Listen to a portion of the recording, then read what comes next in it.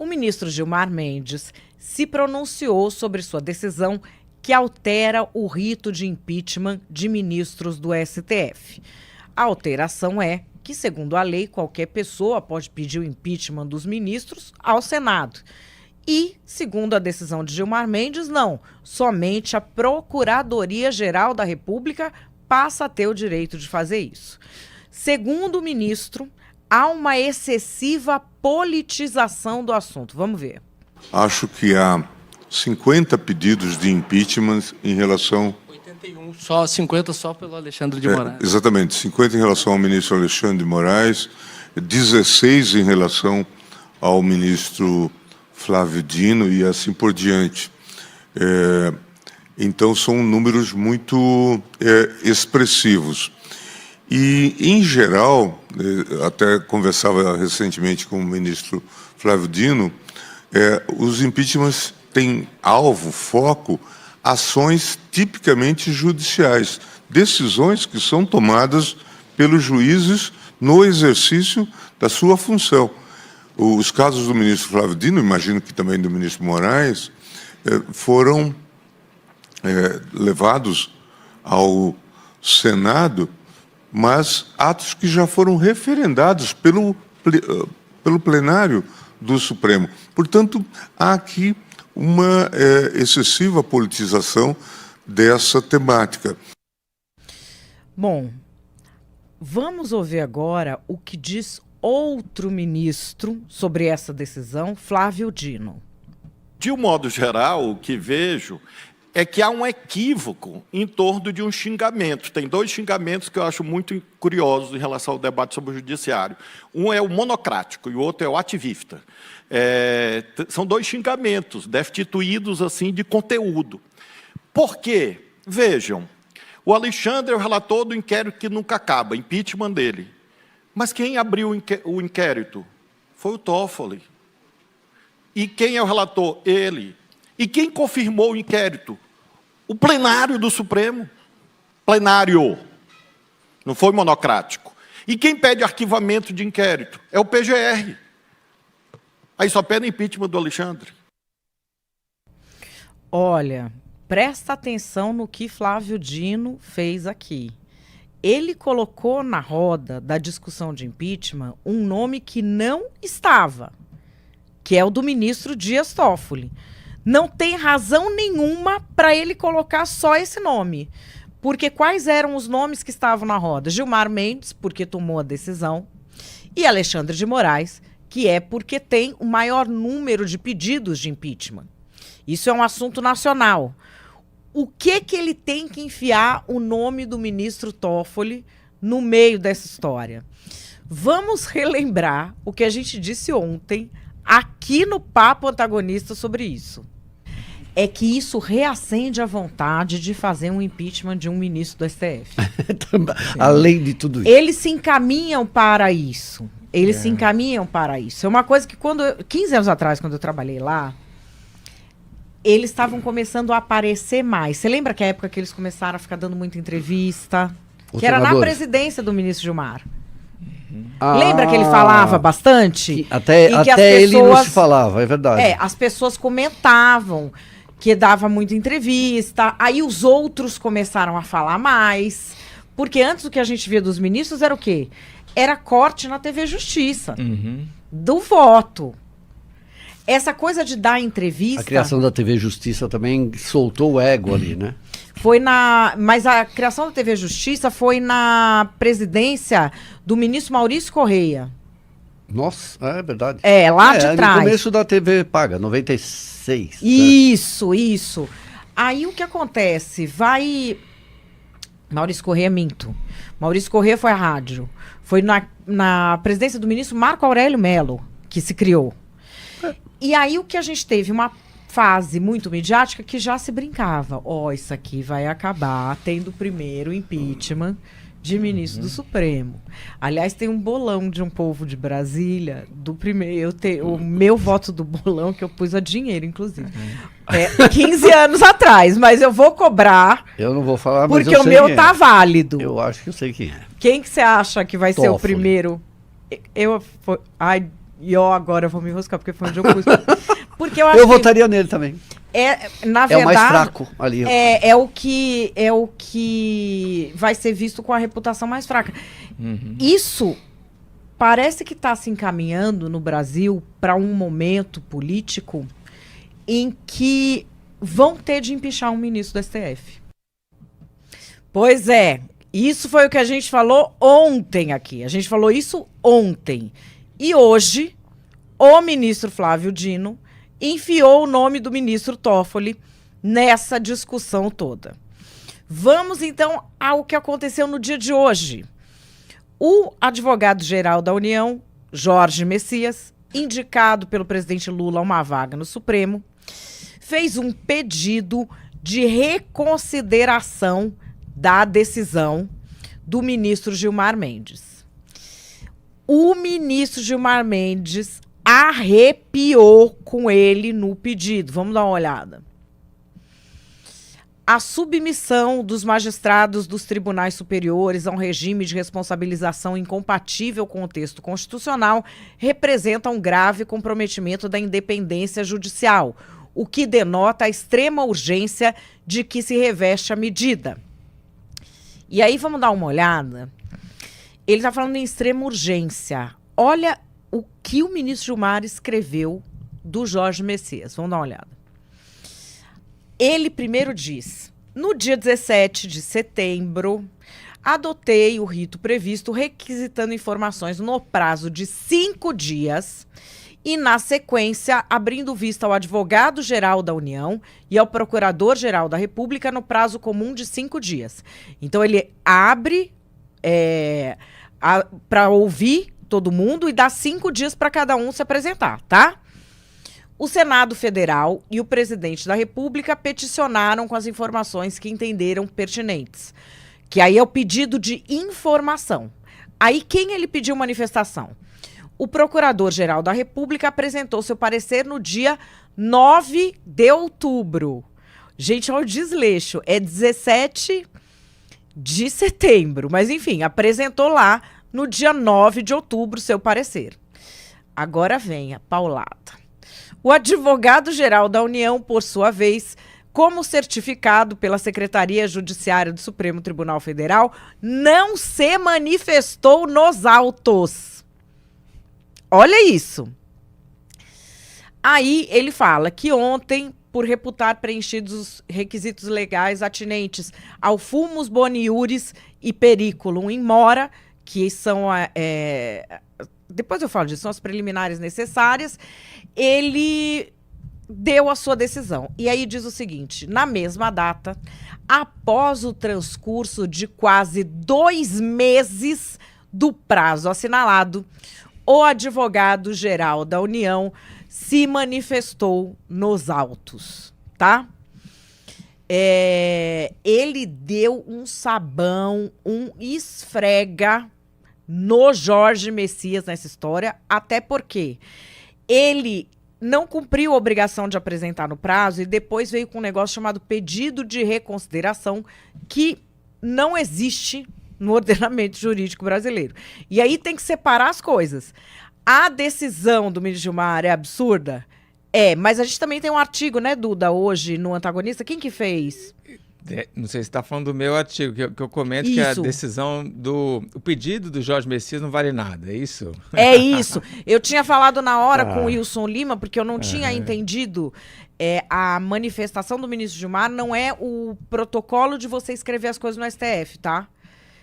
Isso só é adotado quando há um desrespeito grande. O Wilson me disse que isso já era um assunto, que a forma como a AGU agiu nesse processo foi considerada meio como não dá importância nenhuma para a história.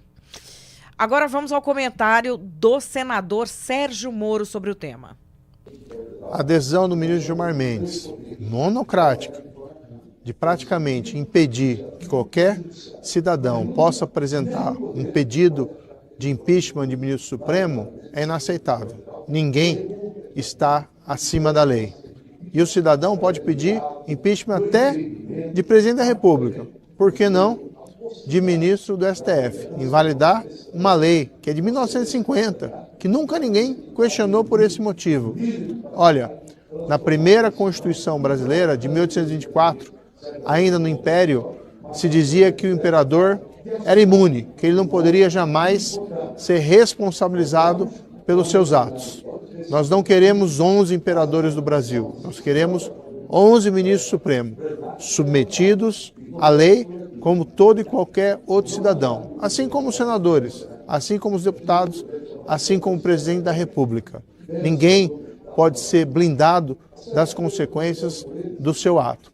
Espero que essa decisão não seja confirmada pelo plenário do Supremo Tribunal Federal, mas se for, o Senado vai ter que reagir e modificar a legislação. Esse foi o espírito da sessão dessa tarde, o posicionamento de todos os senadores presentes, inclusive o meu. Ninguém está acima da lei. E vamos ver o que disse o líder do PT na Câmara, Lindbergh Farias. Vamos dar uma olhada. Constituição, democracia e jurisdição. Em defesa da decisão do ministro Gilmar Mendes. Ai, gente, eu tô com preguiça de ler isso, mas vamos lá. Vamos lá, Lindbergh. A decisão cautelar proferida pelo ministro Gilmar Mendes na DPF 1259 parte de uma tese nuclear para a integridade do regime democrático.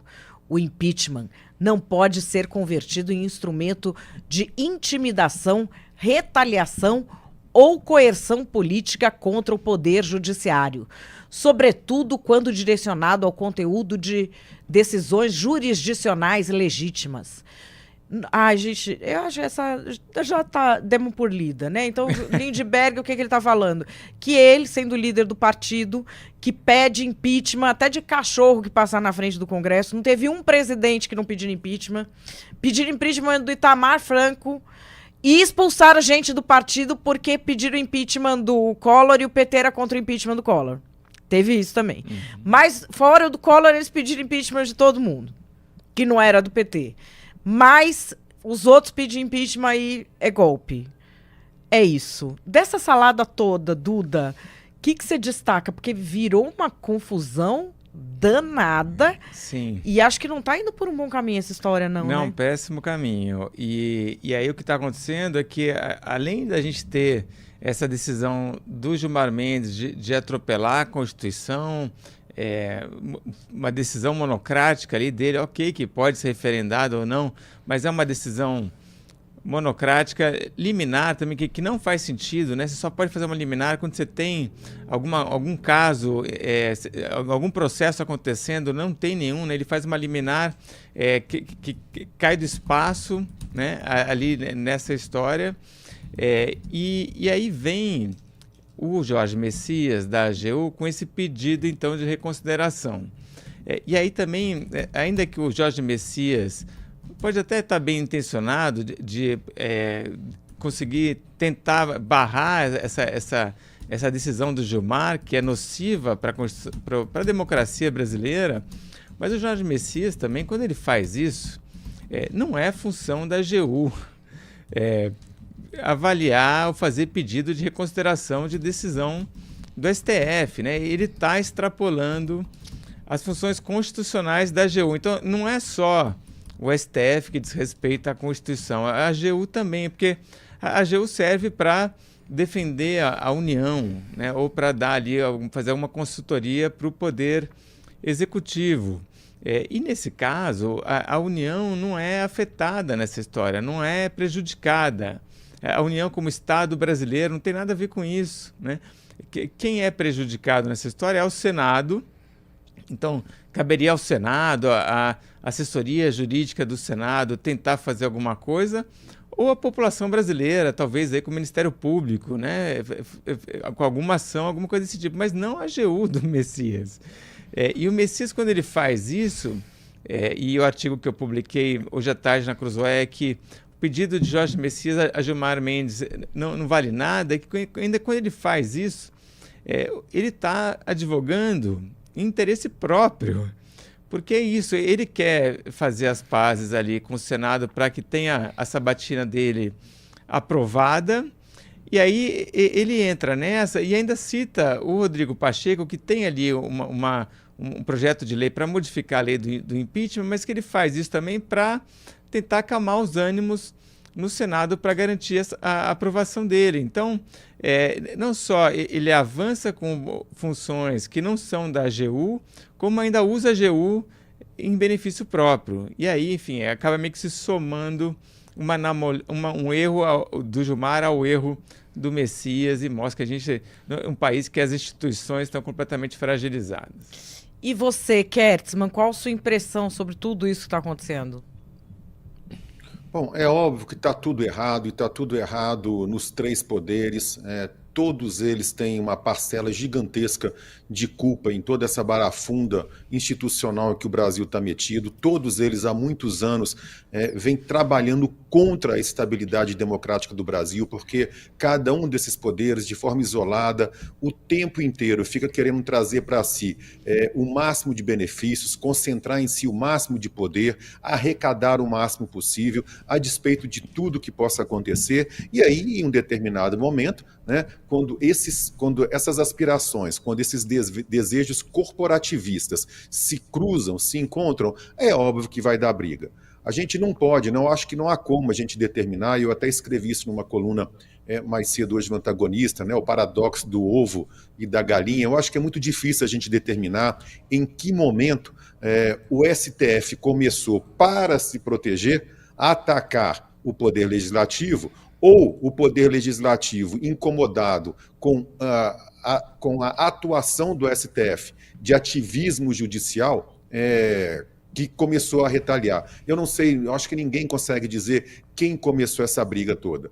O que a gente com certeza pode dizer é que a sociedade brasileira e o país não tem que pagar o pato, né? Eu até usei a seguinte expressão: quem com impeachment fere, né, não pode com Gilmar ser ferido. Eu quero dizer o seguinte: pelo fato de terem aberto não, né? De terem pedido dezenas de impeachment contra ministros, e nenhum desses pedidos, Madá, nem sequer foi apreciado, não foi levado adiante, né? Isso não pode servir de argumento para vir um ministro, no caso de Gilmar Mendes, e dizer o seguinte: olha, vocês estão utilizando uma chantagem política contra nós, os ministros, isso é uma interferência no nosso trabalho, então, por conta disso, quer saber? Eu vou dar uma canetada aqui e dizer que a única pessoa nesse país que pode pedir o impeachment, né, é o PGR, que é o ex-sócio dele, inclusive. Mas o PGR que é indicado pelo presidente da República, que indica os ministros da Suprema Corte. Ou seja, é claro que isso é um sistema de autoproteção, não é nem de autocontenção,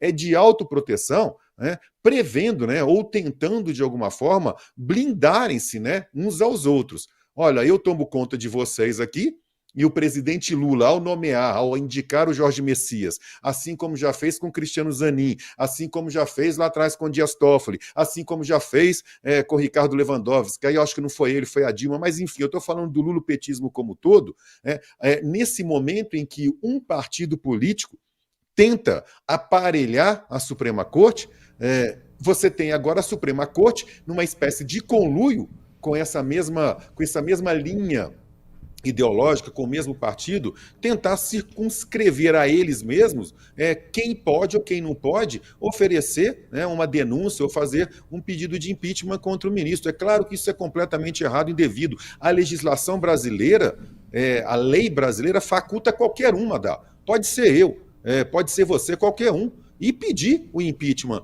de um ministro do Supremo. E essa mesma lei brasileira diz que é prerrogativa, é privativo, esse é o termo que é utilizado do Senado, aceitar ou não, processar ou não, e levar adiante ou não esse tipo de pedido. Há uma lei de crime de responsabilidade que há um projeto do senador Rodrigo Pacheco, inclusive, no sentido de aprimorar ou regulamentar isso, mas você não pode, esse argumento do Gilmar Mendes de que há não sei quantos pedidos, isso é uma bobagem.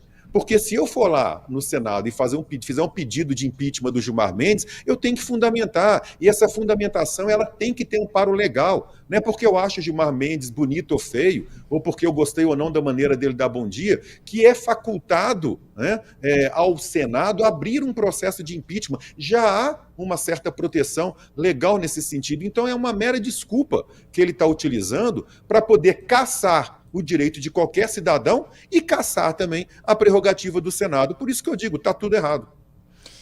Olha, o que a gente está tendo aqui é uma reação do Supremo muito forte e que eu creio que ainda não sabemos qual é a razão disso ter acontecido. Porque politicamente o dividendo não é bom. Politicamente o dividendo não vai ser bom. Vai ser o mote de campanha de toda a direita ter senadores que façam impeachment de um ministro do Supremo. Já tinham parado de falar nisso. Agora voltou. Politicamente não é bom. O que o ministro Gilmar argumenta ali, aquelas palavras em latim, que são os 2 princípios básicos para ele tomar esse tipo de decisão? O primeiro é fumus boni iuris, que é a fumaça do bom direito. É quando você vê que aquilo não é um engano. É quando você vê que ali há algo, a pessoa pode ter razão ou não, mas ela não está de má fé. Isso que é fumus boni iuris. E a outra que tem que ter é o periculum in mora, que é o perigo na demora. Então, se há, ao mesmo tempo, a fumaça do bom direito e o perigo na demora, aí se toma a decisão. E o ministro Gilmar, inclusive, quando reclama do Jorge Messias de ter atrasado, ele vai falando da urgência, do periculum in mora e disso, daquilo. Qual é o periculum in mora? O que mudou entre os pedidos que estão hoje lá e os pedidos que estão há 1 ano lá e os pedidos que estão há 2 anos lá e os pedidos que estão há 6 anos lá desde o início dos inquéritos? O que mudou? O que aconteceu? O que aconteceu essa semana para que se tome esse tipo de decisão? A grande questão é que é a seguinte: você tem vários pedidos. O pedido existir não significa que ele vai andar. O que faz um pedido andar? A vontade do presidente do Senado. É só isso. É ele que vai fazer andar. E é aí que está o problema. O que está acontecendo entre Davi Alcolumbre e o STF e o Poder Executivo diante do fato de Rodrigo Pacheco não ter sido indicado e ter sido indicado o Jorge Messias? O que aconteceu? O Jorge Messias estava beijando a mão do STF, estava até distribuindo santinho lá no Senado, não sei o quê. Nessa hora que ficou ele indicado, o Senado contra ele, briga STF e Senado, ele foi tentar dar um jeito de ficar do lado do Senado, de falar, olha, eu tô com vocês. Por isso que ele foi lá fazer o tal do pedido de reconsideração. Pedido de reconsideração nem existe. Nem existe no ordenamento jurídico, não há isso. Ele entrou com uma coisa que nem oficial é, ninguém entendeu o que é aquilo. Aí, o ministro Gilmar, o STF não gostou. Deram uma traulitada nele. Muda a situação da nomeação. Uma saída para isso é: muda o nomeado, o Senado pega o tal do projeto para regulamentar impeachment e fica todo mundo em paz. Essa é uma saída. Existe algo que está acontecendo ali. E o que o ministro Gilmar mostrou e mostrou de novo é o seguinte: olha, pode estar tal coisa na lei. A gente aqui pode decidir as coisas do jeito que a gente quer, não venham com graça. É isso que aconteceu precisamente. E o mundo político, no meu entender, até agora, pelo menos, aceitou. Como tem aceitado nos últimos 6 anos. Por quê? Porque, infelizmente, nosso mundo político e o mundo policial coincidem. Essa galera toda tem processo no STF, não quer que esses processos comecem a andar do nada, né? Exato. O Gilmar vem com essa história do periculo in mora, né, para dizer que tem uma urgência, mas a gente olha e vê que não tem urgência nenhuma, né? Ele tenta arrumar pretextos ali para justificar essa decisão dele, mas o fato dos pedidos estarem se acumulando não querem dizer nada, né? Até porque nunca um pedido na nossa República foi colocado para votação no Senado. Então, isso não é chantagem, como disse o Flávio Dino. Isso, na verdade, esses pedidos se acumulando não quer dizer nada. E na decisão também do Gilmar Mendes, ele faz ele traz ali alguns fatos históricos do Brasil para dizer que sempre teve avanço no poder judiciário e que, portanto, é preciso preservar a independência do judiciário. E aí vamos então dificultar o impeachment de ministro do STF. Mas os exemplos que ele traz o Getúlio Vargas acho que aumenta o número ou diminui o número de juízes. Depois, na ditadura militar, também isso acontece. Mas os exemplos que ele traz não são de impeachment de ministro do STF, porque isso não aconteceu. Mas ele está distorcendo o tempo inteiro os fatos, no fim, só arrumando pretextos vagabundos para justificar essa decisão dele, que no fim a gente não sabe por que ele tomou isso. Tem alguma coisa acontecendo ali, né, o Duda, porque aparece Flávio Dino falando e o outro falando. Tô achando senadores discretos demais. Não teve aquela reação dos bolsonaristas. Tem algo em torno dessa decisão que, ou dizer, não é a decisão em si. O que ele está mostrando é que o STF pode se blindar, sim. E está acostumado com isso.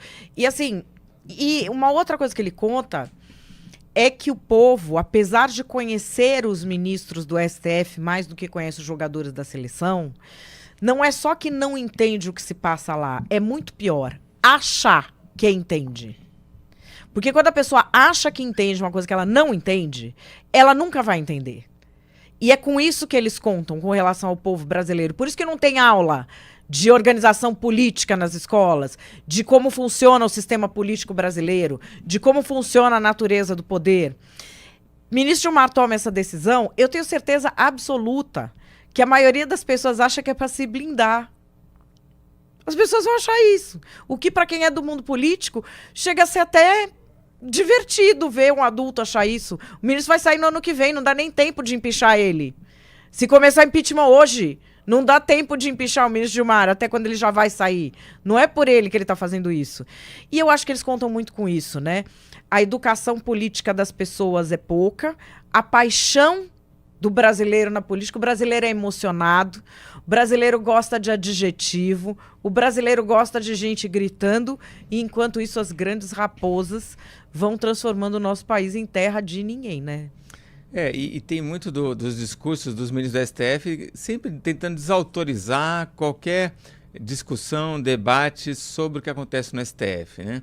E aí, Madá, acho que a gente, como jornalista, você citou também as escolas, os professores de escolas, a gente tem essa função que é fazer, sim, vamos falar sobre o STF, né? Precisamos falar sobre o STF, justamente para impedir que esse tipo de coisa aconteça. Sabe, Duda, eu tenho para mim que é necessário.